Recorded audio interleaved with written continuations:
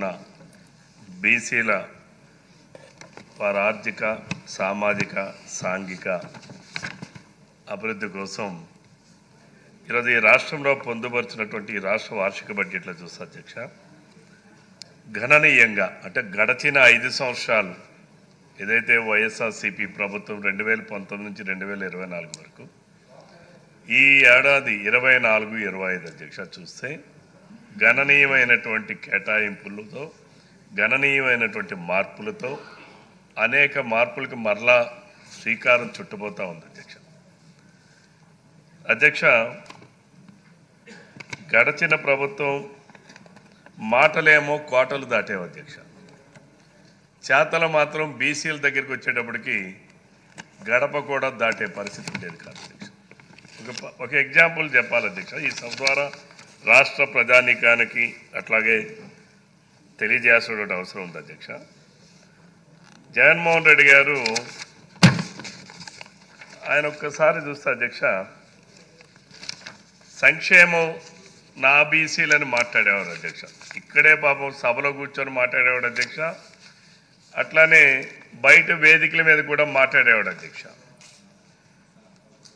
ఒకసారి సంక్షేమానికి వారు పెట్టినటువంటి ఖర్చు చూస్తే అధ్యక్ష 2014 నుంచి 19 ఆనాడు తెలుగుదేశం ప్రభుత్వం చంద్రబాబు నాయుడు గారి నాయకత్వంలో 19.15% ఖర్చు పెడితే అధ్యక్ష జగన్మోహన్ రెడ్డి గారు వైఎస్ఆర్సీపీ ప్రభుత్వ కాలంలో ఈ రాష్ట్రంలో ఉన్నటువంటి 52% మంది బీసీల ఆర్థిక సామాజిక సాంఘిక అవసరాలను తీర్చేదానికి ఆయన ఖర్చు పెట్టినటువంటి శాతం అధ్యక్ష కేవలం 15.80% అధ్యక్ష ఇది ఆయన పెట్టినటువంటి ఖర్చు అధ్యక్ష అంటే కేటాయింపులు మాత్రం ఫుల్లు ఖర్చులు మాత్రం నిల్లు ఇది జగన్మోహన్ రెడ్డి గారు గడచిన 5 సంవత్సరాల్లో బీసీలకు ఇచ్చినటువంటి ప్రాధాన్యత అధ్యక్ష ఫీజు రియంబర్స్మెంట్ కోసం చాలా ఎక్కువ మాట్లాడుతుంటాడు అధ్యక్ష మొన్న కూడా నేను చూశాను అధ్యక్ష నేను విద్యోన్నతి ఇచ్చా ఫీజు రియంబర్స్మెంట్ చేశా అని చెప్పి మాట్లాడుతూ ఉంటే మరి నాకు సభాధ్యక్షులుగా ఉన్న డిప్యూటీ స్పీకర్ గారికి ఒక మాట విజ్ఞప్తి చేయాలని అనిపిస్తుంది అధ్యక్ష పాపం ఆయన్ని అందరూ పట్టించుకోకుండా వదిలేస్తున్నారు అధ్యక్ష మీరైనా కాస్త చొరవ తీసుకొని ఆయన ఎక్కడికో దగ్గర తీసుకొని వెళ్ళాలండి అధ్యక్ష పాపం ఎందుకంటే ఆయనకి ఏమైందో నాకైతే అర్థం కావట్లేదు మీరే చొరవ తీసుకుని డిప్యూటీ స్పీకర్ గారికి ఆయన అలా వదిలేస్తే చాలా ప్రమాదం అధ్యక్ష దయచేసి ఎందుకంటే ఆయన పాపం మొన్న ప్రెస్ మీట్ కానీ అంతమంది ప్రెస్ మీట్ కానీ చూస్తూ ఉంటే చాలా జాలేస్తూ ఉంది అధ్యక్ష చాలా చాలా జాలిగా ఉంది అధ్యక్ష దయచేసి మీరు గతంలో జరిగిన సంఘటన ఏది మనసులో పెట్టుకోకుండా ఆయన యందు మీరు కాస్త చొరవ తీసుకొని ఆయన ఎక్కడికైనా తీసుకెళ్ళాలి అధ్యక్ష మన ముఖ్యమంత్రి గారు చంద్రబాబు నాయుడు గారు చాలా పెద్ద మనిషి అధ్యక్ష ఆయన గాంధీ గారి సిద్ధాంతాన్ని ఫాలో అవుతారు అధ్యక్ష అందుకనే కక్షలతో నేను రాజకీయాలు నా ప్రభుత్వం నడవదు నేను ఏదైనా ప్రజాస్వామ్యతంగానే నడిపిస్తా అంబేద్కర్ గారి రాజ్యాంగం ప్రకారం వెళ్తా అని చెప్పినటువంటి పెద్ద ఆయన అధ్యక్ష పాప ఆయనకి ఏదైనా ఎక్కడికైనా మీరు చెప్తే కాస్త ముఖ్యమంత్రి గారు వింటారు అధ్యక్ష ఆయన ఎక్కడైనా ఒక మంచి హాస్పిటల్ అధ్యక్ష ఈ ప్రపంచంలో ఎక్కడైనా చాలా మంచిది ఏదైనా ఉంటే చూస్తే ప్రభుత్వం తరపు నుంచి ఆయనకి అయ్యేటటువంటి మొత్తం ఖర్చుని ముఖ్యమంత్రి గారు భరిస్తారు అధ్యక్ష ఎందుకంటే ఆయన లాంటి వాళ్ళు కాదు అధ్యక్ష ఏదో కక్షలుగా నేను కక్ష సాధించాలి లేకపోతే ఆయనకి ఏదో చేయాలనే ఆలోచన ఉన్నటువంటి వ్యక్తి కాదు అధ్యక్ష చాలా మానవతము లక్షణాలు ఎక్కువగా ఉన్నటువంటి మెండుగా ఉన్నటువంటి నిండైనటువంటి వ్యక్తి అధ్యక్ష మన ముఖ్యమంత్రి గారు కాబట్టి మళ్ళీ ఒకసారి రిక్వెస్ట్ ఏంటంటే ఆయన ఎక్కడికైనా తీసుకెళ్ళాలి అధ్యక్ష ఎందుకనంటే 16 లక్షల మందికి ఆనాడు చంద్రబాబు నాయుడు గారు ముఖ్యమంత్రిగా ఉన్నప్పుడు ఫీజు రియంబర్స్మెంట్ని ఈ రాష్ట్రంలో 16 లక్షల మంది విద్యార్థులకు ఇచ్చారు అధ్యక్ష జగన్మోహన్ రెడ్డి గారి ప్రభుత్వం ఏమో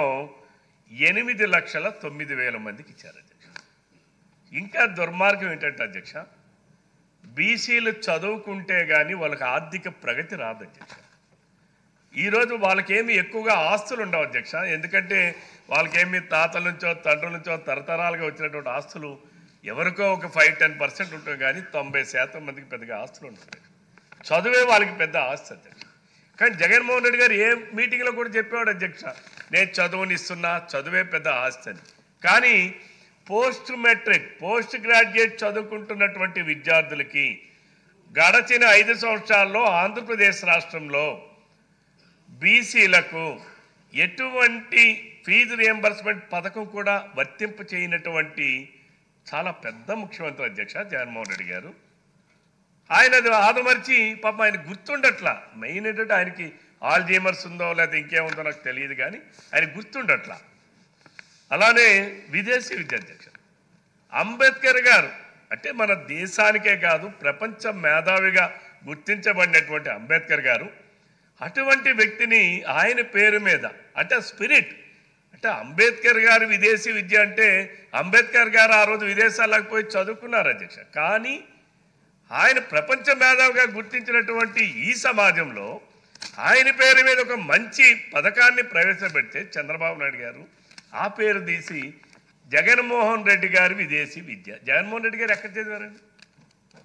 హైదరాబాదులో ఆయన డిగ్రీ చదివినటువంటి కళాశాల హైదరాబాదులో ఎక్కడ ఉందో కూడా ఈరోజు కూడా ఎవరికి దొరకదు అధ్యక్ష. ఆ డిగ్రీ సర్టిఫికేట్ ఒకసారి మీరు చూస్తే. కాబట్టి అంటే ఆయన ఎంతటి మేధావో మరి అర్థం కావట్లేదు అధ్యక్ష. అలానే అధ్యక్ష విశాఖపట్నం పెట్టుబడుల సదస్సులు వస్తే మనకి 3 సదస్సులు నిర్వహించాం అధ్యక్ష. దాని మీద చాలా కామెంట్స్ మాట్లాడాడు అధ్యక్ష. ఆ రోజు జగన్మోహన్ రెడ్డి గారు ఒకటే కండక్ట్ చేశాడు అధ్యక్ష. ఆ రోజు మనం పెట్టుబడుల ఆకర్షణ ద్వారా ఈ ఆంధ్రప్రదేశ్ రాష్ట్రంలో 5,15,000 మందికి ఉద్యోగాలు కల్పన చేశాం అధ్యక్ష, నిరుద్యోగులకి. ఈ శాసనసభలోనే ఆనాటి మంత్రి బహుశా ఆయన చనిపోయారు, అప్పట్లో ఎవరైతే పరిశ్రమల శాఖ మంత్రి ఉన్నారో ఆయన ఈ శాసనసభలో చెప్పాడు అధ్యక్ష, తెలుగుదేశం ప్రభుత్వ కాలంలో 5,15,000 ఉద్యోగాలు కల్పించాం. జగన్మోహన్ రెడ్డి గారు 2019 నుంచి 2024 వరకు వైఎస్ఆర్సీపీ ప్రభుత్వం కల్పించిన ఉద్యోగాల సంఖ్య అధ్యక్ష 9,150 అధ్యక్ష.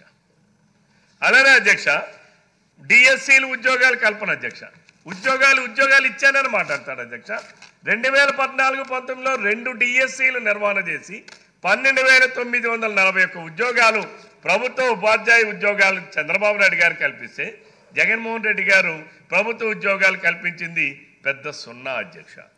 అలానే 0 వడ్డీకి చంద్రబాబు నాయుడు గారు డ్వాక్రా సంఘాలని ప్రారంభించింది చంద్రబాబు నాయుడు గారు అధ్యక్ష. అలానే డ్వాక్రా సంఘాలని ₹1 పొదుపు చేస్తే పొదుపు ఉద్యమాన్ని 1995 సంవత్సరంలో చంద్రబాబు నాయుడు గారు ప్రారంభిస్తే నేటికి ఆంధ్రప్రదేశ్ రాష్ట్రంలో ₹1 పొదుపు ఈరోజు ఈ ఆంధ్రప్రదేశ్ రాష్ట్రంలో 26,000 కోట్ల రూపాయలు పొదుపు డబ్బులు ఉన్నాయి అధ్యక్ష బ్యాంకుల్లో. ఆ రోజు రూపాయితో ప్రారంభించిన ఉద్యమం ఈరోజు 1,000 కోట్లకు చేరింది అధ్యక్ష, రేపు 1,00,000 కోట్లకు చేరుతుంది అధ్యక్ష. అది చంద్రబాబు నాయుడు గారి ఆలోచన విధానం, ప్రగతికి బాటలు వేసేటటువంటి విధానం అధ్యక్ష.